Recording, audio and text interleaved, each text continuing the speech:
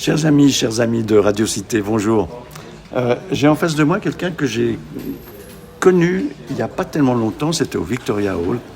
Et puis j'étais très content de le voir et de l'entendre, surtout parce qu'il faisait les éloges de mon fils qui faisait de la lumière ce soir-là dans la salle. Puis je me dis, oh là là, il est sympa ce mec. Mais c'est vrai que la lumière était belle en plus. C'est quelqu'un qui a une association dont il va vous parler.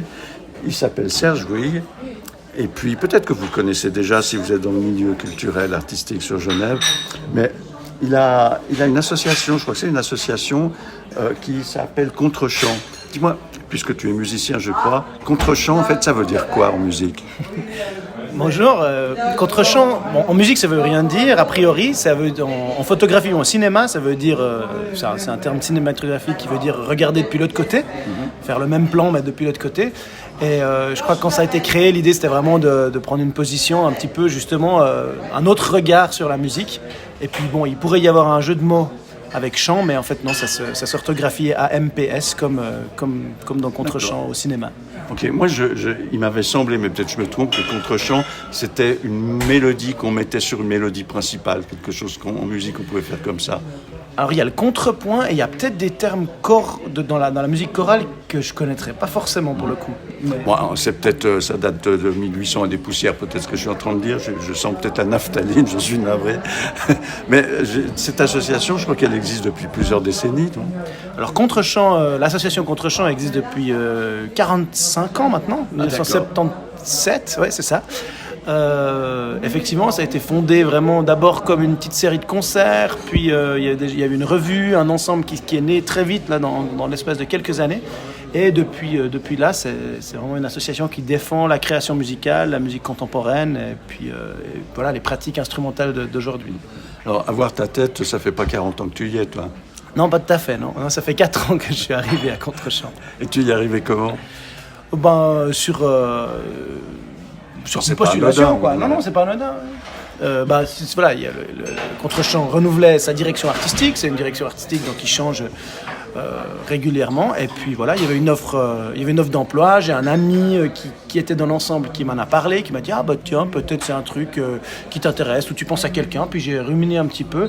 À ce moment-là, j'étais percussionniste indépendant. J'habitais à Londres. Ouais. Je jouais beaucoup avec plein de groupes. Je développais un peu mes trucs. Je faisais un petit peu de programmation aussi au Café Auto à Londres. Et puis je me suis dit en fait faire de la direction artistique, un peu plus de programmation, c'est quelque chose qui m'intéressait bien. Donc voilà, je me suis présenté et puis j'ai été engagé.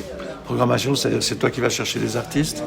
Voilà, le rôle de direction artistique dans cet ensemble-là, ça consiste vraiment à faire le programme, donc choisir quelles pièces vont être jouées, que ce soit des pièces existantes ou pas. Quand c'est des pièces qui n'existent pas encore, je choisis ou je réfléchis quelle compositrice, compositeur pourrait écrire quelque chose pour nous.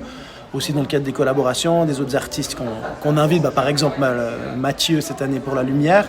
Voilà, donc c'est un peu coordonner tout ça, et puis ça se fait aussi en discussion avec les membres de l'ensemble, avec les partenaires, les festivals à Genève. Donc voilà, c'est aussi c'est de la programmation, mais c'est aussi de la coordination d'idées et de l'orchestration de programmes, quoi. C'est assez pointu ou c'est un spectre très vaste de culture musicale ? Les deux. Bien mon capitaine. Disons que Contre-champ, c'est quand même, effectivement, c'est de la musique de recherche, c'est de la musique contemporaine, c'est un milieu relativement pointu. Après, à l'intérieur de ça, il y a vraiment tout un spectre de musique qui m'intéresse. Et ce qu'on développe comme projet en ce moment avec l'ensemble, c'est vraiment d'explorer la place que peut avoir la musique instrumentale. Donc on parle quand même d'un ensemble qui est constitué d'instruments acoustiques, quoi, des violons, clarinettes, alto, violoncelle, flûte, etc. Et quelle est la place maintenant pour ces pratiques instrumentales dans les pratiques artistiques contemporaines ? Et puis il y a beaucoup de place, mais elles peuvent se matérialiser de différentes manières. Alors moi j'étais venu au Victoria Hall évidemment pour voir les lumières de ma lumière, mais il y avait également quelqu'un de magnifique dont tu vas me rappeler le nom parce que j'ai une mémoire des noms catastrophiques, un oboïste, je crois qu'il a 80 ballets et qui lui joue un peu dans tous les styles. Il est tellement connecté qu'on peut pas être autrement qu'en immersion dans son jeu. Rappelle-moi son nom. Oui, il s'agit d'un Heinz Holliger. Il a effectivement 83 ans et il joue encore de manière absolument magnifique. On peut pas dire, il est chef d'orchestre, oboïste, compositeur, et effectivement il a une variété de styles sous le coude qui est assez impressionnante. En tant que chef d'orchestre, il est assez spécialiste de la musique romantique. Et puis après, comme compositeur, il écrit de la musique très contemporaine. Et comme oboïste, il joue tout. Et donc effectivement, c'est une personnalité musicale assez fantastique et c'est toujours un plaisir. Il a eu, lui, une relation artistique avec Contre-champ depuis très longtemps. Je ne saurais pas dire si c'est le tout début, mais vraiment probablement 3 ou 4 décennies de collaboration artistique et c'est toujours un plaisir de le recevoir à nouveau. D'accord. De l'harmonie dans la relation aussi, alors. Qu'est-ce qui va se passer bientôt? Avec quel style de musique?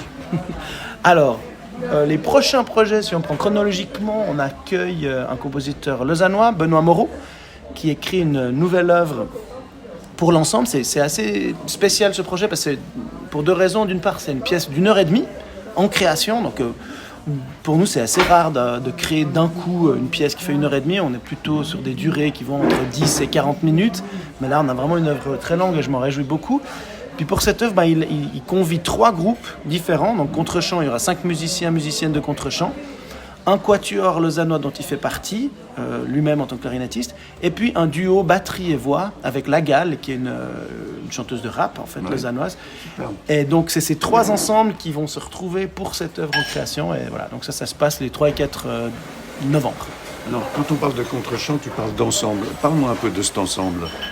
Oui, ensemble, ça veut dire ce que ça veut dire, c'est un petit orchestre. Dans un certain ensemble, c'est un petit orchestre. Donc il y a 17 musiciens qui sont titulaires, qui font partie régulièrement de tous les projets. On n'est pas une structure qui a des moyens pour donner des salaires plein temps ou quoi que ce soit à nos musiciens, mais on a un groupe central qui s'engage sur la plupart des projets.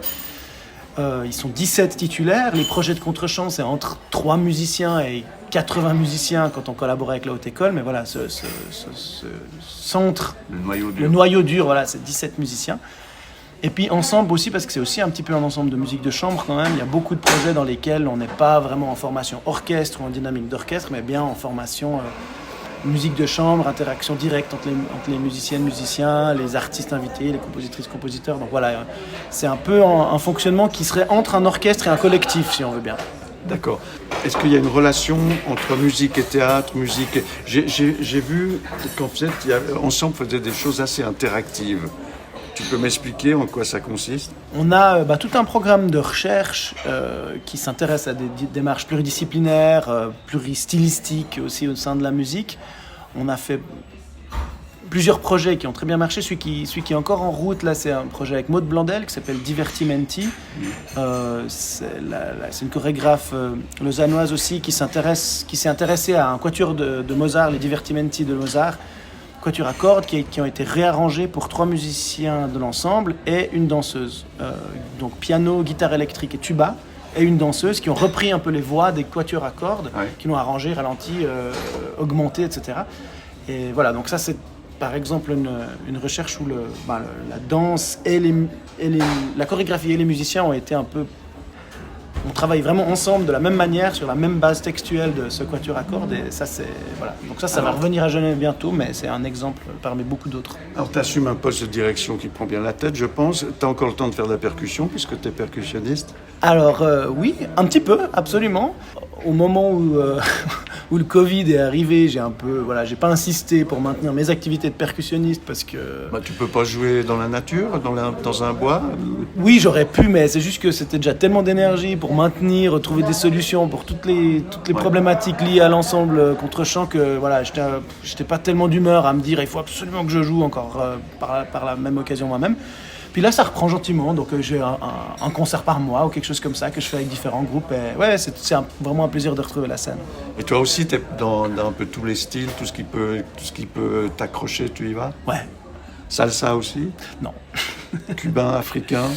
Non, j'ai chatouillé un petit peu la musique brésilienne. Ah bah quand même, voilà. C'est pas n'importe quoi. Mais c'est pas des choses que je fais vraiment sur scène ou professionnellement. Alors ta source, c'est quoi? Bon, moi j'ai une formation, tout ce qu'il y a de plus classique au niveau de la percussion. Ouais, mais ça se soigne, ça. Oui, c'est ça, je fais ce que je peux, mais non, j'ai une formation classique plutôt vraiment axée contemporain et expérimental depuis le début. Et puis, je dirais pendant la période où j'étais vraiment indépendant à fond, je faisais quand même pas mal de musique baroque, au timbal baroque avec des groupes à Londres, un petit peu d'orchestre, de grand orchestre. surtout quand il fallait jouer des fourchettes ou je sais pas quoi. Des fourchettes, est-ce qu'on va arriver au vibraphone là, ou quoi? Le vibraphone, j'en ai fait aussi du répertoire contemporain, mais les grands orchestres à Londres, ils m'appelaient. Surtout quand il fallait quelqu'un pour jouer de la fourchette sur une poubelle retournée. Alors, d'accord. C'est là qu'ils m'appelaient. Je t'attendais sur la fourchette. Donc voilà, mais avec une réputation donc quand même plutôt axée autour des pratiques expérimentales. Puis j'ai joué beaucoup de musique contemporaine écrite, donc tout le répertoire du XXe siècle, du XXIe siècle, la création vraiment écrite, alors du vibraphone, du marimba et toute cette histoire. Et puis j'ai fait du punk aussi avec un artiste dans un truc lo-fi de punk avec vraiment du tout à la batterie. Et voilà. Donc on peut faire du marimba sans connaissance de musique africaine ou afro-cubaine, latine. Alors oui, malheureusement peut-être, mais oui, c'est un instrument qui est complètement maintenant intégré à l'arsenal des percussions. C'est génial ça. Classique, c'est génial à jouer. C'est vrai que c'est une question se pose peut-être par rapport à la place que ça donne aux origines de l'instrument, mais oui. Génial. Écoute, je te remercie de nous consacrer ce temps. On a un petit rituel que tu vas comprendre maintenant dans cette émission. Si tu entends quelqu'un dire « merci la vie », comment ça résonne en toi, Serge?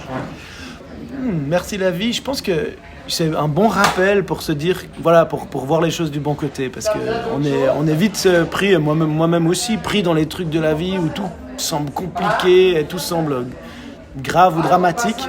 Et puis je crois que si j'entends quelqu'un me dire ça, c'est un encouragement à prendre un peu de recul et me dire, bon, finalement, est-ce qu'il y a aussi beaucoup de belles choses qui se passent et prendre le temps de leur donner de l'espace. Parce que vivre la musique, c'est vivre l'instant, je crois. Hein. Oui, la musique, c'est beaucoup de choses. C'est l'instant quand on joue, c'est aussi réfléchir, c'est aussi répéter, travailler tout seul dans un coin, parfois. C'est beaucoup de choses, mais c'est vrai qu'il y a beaucoup de choses. Enfin, en tout cas, le moment du concert, c'est quelque chose que je trouve très, très précieux. J'étais allé à Amsterdam il y a quelques décennies, cette fois pour étudier un petit peu les musiques afro-cubaines. Et puis on m'avait dit quelque chose, j'aimerais connaître ton avis. Un rythme, le clave ou quoi que ce soit, en fait, c'est une organisation de silence et le message ne passe pas dans le bruit, mais dans le silence entre les bruits. Qu'est-ce que tu en penses ? Je pense que c'est en tout cas quelque chose de très intéressant parce que encore aujourd'hui, la chose que je trouve la plus difficile en musique, c'est de ne pas jouer, ou c'est de jouer moins, ou c'est de laisser l'espace au silence. C'est vrai c'est facile de jouer plus et plus vite et plus fort et plus haut et tout ça, mais le silence est extrêmement important. Et c'est vrai que en tout cas, au niveau du rythme, c'est vraiment la distance entre les événements qui crée un groove ou qui crée quelque part aussi ça. Parfois, alors quand on parle de musique peut-être afro-cubaine ou brésilienne, la différence, je me rappelle, j'avais invité un ami que j'avais rencontré au Brésil qui avait donné un cours au conservatoire de la Chaux-de-Fonds où j'étudiais à l'époque. Et il avait joué un rythme brésilien qui faisait un peu... Et on lui a demandé, alors comment t'écris ça ? Parce que c'est un peu comme ça. Puis il a dit, c'est des doubles croches. Ouais. Et nous on a dit, non, c'est pas des doubles croches. Et puis finalement, il a fait la démonstration. Et ça fait...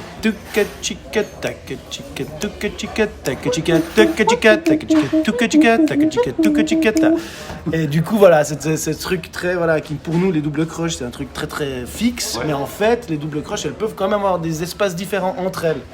C'est pas forcément du silence, mais ça, c'était vraiment une grande leçon, en tout cas au niveau de la rythmique. La grande leçon que j'ai eue, justement, lors de cet événement au Victoria Hall, c'est que dans la musique contemporaine, le silence, c'est quelque chose de précieux aussi. Il y a des moments de surprise, comme ça, on dirait Überraschung en allemand. Des moments très forts, justement, qui sont sur cette tension de silence.